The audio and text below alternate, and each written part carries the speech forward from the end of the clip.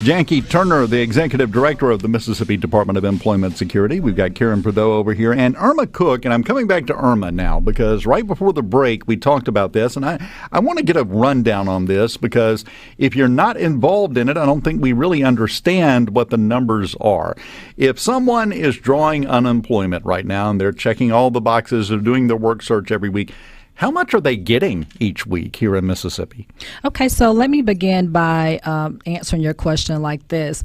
If a person qualifies for regular unemployment assistance, they can qualify for a minimum of $30 a week up to $235 a week. Because we now have the federal pandemic unemployment compensation, which claimants probably recognize it as FPUC because that's how we refer to it, that's the additional $300 that they would qualify, which could possibly give a person a total of $535 per week if based on their eligibility. So they could be getting $2,100, over $2,100 per month. Yes, that's correct. So now, and I do know, I assume it's still this way, it was this way at the beginning, there may be some people that don't qualify for Mississippi unemployment but do qualify for the federal unemployment. Is that correct? So with Mississippi, if they can qualify for $1, they would get the federal pandemic unemployment compensation as well. So the least you would get is $301. Exactly. A week. That is correct. Okay, that makes sense. So anywhere from $1,200 up to $2,100 plus is what we're looking at. And that all of that runs through September, correct? Yes, that is correct, through September 4th. Okay. Now, there are some people that would say, and I see this I've had this conversation with a lot of people that say that that's part of the problem. It's too much. Yes. Now, I know you're not hearing that from the claimants. No, they're not telling me that. Now, I guarantee you're not hearing a thing. However, Karen, you're probably hearing that. From the employers, not from the claimants. Yeah, right? yeah. I would think the employers would be falling on that side of the argument. And, Jackie, what people have to understand, there's really nothing that can be done about that. It is the way it is until September 4th, right? It is. Like I said, we find ourselves in a unique position because our clients, our customers are the claimants and the employers, and it's our job to help tide someone over by giving them unemployment if they qualify, but also to help these people find jobs. So if a person qualifies for unemployment insurance, yes, there's nothing that we can do. The money is what it is right now, slated to end at September 4th. But employers can help us help them by reporting when someone refuses a suitable job offer and those kind of things. So we are begging, asking for employers to help us do that, help them, so that we can get Mississippians back working again. It's perfect timing because on the C Spire text line from the 228, right before you started saying that, somebody texted in and said, why can't we report as employers people we've tried to hire that refused employment? You can. And to quote Jackie here, they're begging you to. Please do. What's the process for that? If you are an employer and you offered somebody a job because you're desperate for employees, like a lot of businesses are right now, and they said, no, I'm good, thanks. What's the process that an employer goes through to report that? I'll let Erma answer that, but I do want to say that all this information can be found on our website at www.mds.ms.gov. But we have this group and many others at the office. In the last couple of weeks, we have devised two different documents, one for the claimants, one for the employers, to tell them just that. And we'll be sending these documents out through our system to all employers in our system within the next few days of exactly how to do it. It's quite easy to follow, but Erma will tell you the specifics of it. So you heard Karen earlier talk about Restart Mississippi, and Jackie mentioned our website. So when you go to our website, as Jackie has already mentioned, which is www.mdes.ms.gov, you will see a link that says Restart Mississippi. From Restart Mississippi, it provides the reporting of a refusal of work, return to work, unable to contact employers, and never separated, and that's for our fraudulent claims. So the information is there. We're just strongly encouraging everyone to please do it. And for those employers who are listening to us today, please do so within 10 days. Anytime that you offer that job to a claimant or an employer and they refuse it, make sure you get that information to us within a timely manner so that we can take the appropriate action. You know, one of the things is suitable work.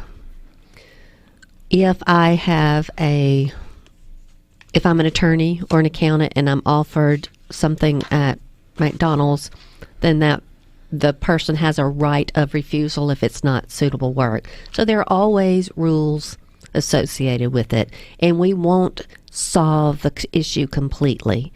But if employers will help us do that, we will make a dent in the people who are refusing to return to work. Now, let me ask you, because John on the C Spire text line texted in, who is a business owner, says, we receive 150 applications a week and less than 1% come in to be interviewed. When they refuse to be interviewed, do they report that as an employer?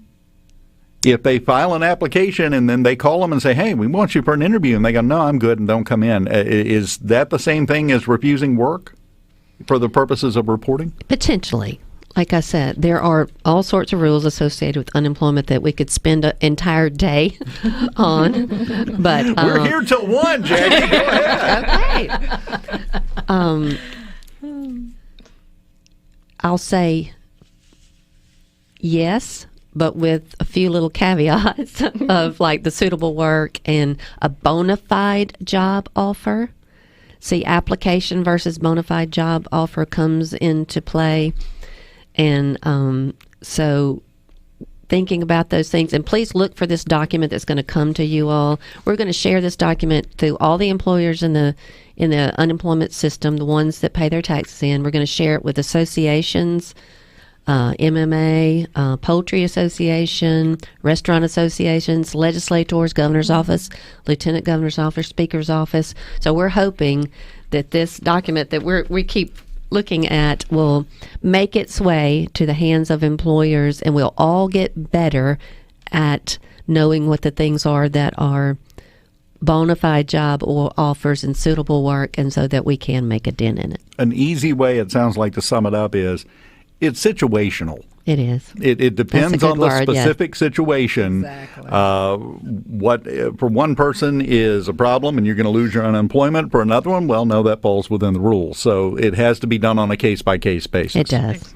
Now, would it be fair to say that they just need to report all of it and let you guys sort it out? Yes. Absolutely. I was hesitant because I didn't want to dump all this work on you. I mean, Karen's working very hard over here. And Not in my head, yeah. Don't want to put any more on her plate.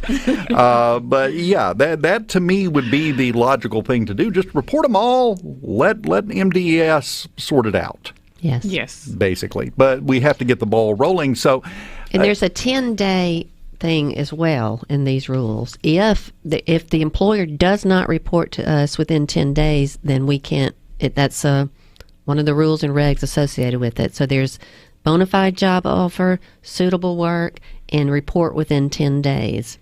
And if that part doesn't happen, then it's null and void as far as weighing into the decision. Yeah, in other words, at that point, if they listed it in their job search requirements, after 10 days pass, well, that's a legitimate job search. Yes. In the system. Okay. So, see, this is good information. We have to get this kind of stuff out because there's a little bit of confusion, especially among people who have never been on unemployment.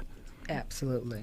I would think that would be a big part of it, which I would suspect, Karen, would include quite a few business owners. So they're familiar with one side of this, which is the tax part of it. And I'm sure you have had your ear filled about that over the past couple of weeks. Right. But they probably don't understand the other side of it, I wouldn't think. No, for some employers, this is new. That term unprecedented that we use all the time, well, it really is unprecedented, and a lot of employers are struggling with this. But all in all, I think that they're doing a good job of reporting. We just need to do a better job of reporting to us when they get those refusals, and then we can take the appropriate action on those claims. Fantastic. Tell you what, can you hang on through the break? Oh, For one more segment? Oh, yeah. Well, absolutely. Otherwise, you have to go back to work. I know. That's right. Just hang out here, and we'll continue talking about this because we still have some questions on the C Spire text line about this subject as well. We're talking to folks from the Mississippi Department of Employment Security. That's you're popular people right now, aren't you? Yeah, We're high in demand. Well, nothing personal. Sometimes it's good, sometimes it's bad. Yeah, nothing personal. We'd like it if you were less in demand. Okay. And hopefully we're headed in that direction. We'll talk Yes. more about it next here on Super.